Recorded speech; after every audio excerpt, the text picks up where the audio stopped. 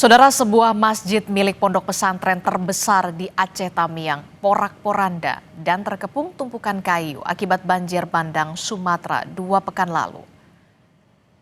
Dari pantauan udara, saudara, tumpukan kayu ini memenuhi kawasan pondok pesantren Darul Mukhlisin di Desa Tanjung Karang, Kecamatan Baru.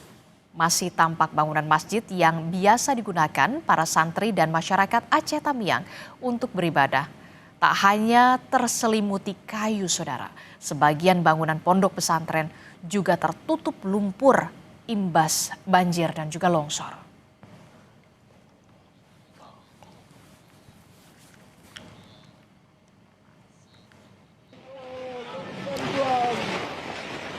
Kementerian Kehutanan mengidentifikasi ada 12 subjek hukum yang terindikasi melakukan pembalakan di daerah aliran sungai di Tapanuli Utara dan Tapanuli Selatan. 4 diantaranya telah disegel usai menemukan dugaan kerusakan lingkungan akibat aktivitas pembukaan lahan ilegal. Kementerian Kehutanan pun segera mengambil langkah hukum. Kegiatan ilegal di wilayah hulu diyakini terkait dengan eskalasi banjir bandang di area hilir. Penyegelan dilakukan di 2 titik, di Konsensus Usaha Korporasi PT TPL dan di lokasi pemegang hak atas tanah atas nama JAM, AR dan juga DP. Selanjutnya, ke-12 subjek hukum tersebut akan dimintai keterangan Kementerian Kehutanan pada hari ini, saudara, 9 Desember 2025.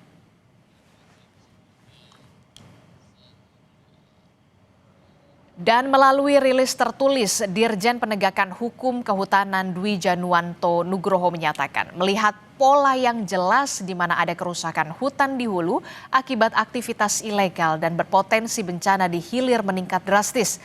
Aktivitas di PHAT yang seharusnya legal juga terindikasi disalahgunakan menjadi kedok untuk pembalakan liar yang merambah ke kawasan hutan negara di sekitarnya. Ini adalah kejahatan luar biasa yang mengorbankan keselamatan rakyat.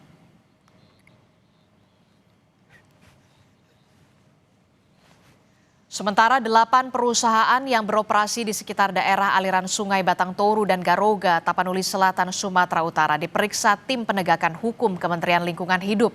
Bahkan 4 perusahaan diantaranya izinnya dihentikan sementara lantaran aktivitas perusahaan di daerah aliran sungai diduga kuat menyebabkan banjir bandang dan tanah longsor. Ke-8 perusahaan terdiri dari perusahaan tambang, perkebunan, pembangkit listrik, kebun sawit, dan beberapa perusahaan lain. Kita juga sudah menutup kegiatan ya, seperti PLTA sudah kita segel di pintu masuknya, kemudian ada suatu tambang emas, saya nggak sebut namanya, juga sudah segel, kemudian perkebunan sawit, kebetulan salah satu BUMN juga kita segel, kemudian hari ini tim sedang menyangkut kegiatan HTI, kemudian bapaknya sedang memverifikasi tim lapangan, tim masih di lapangan.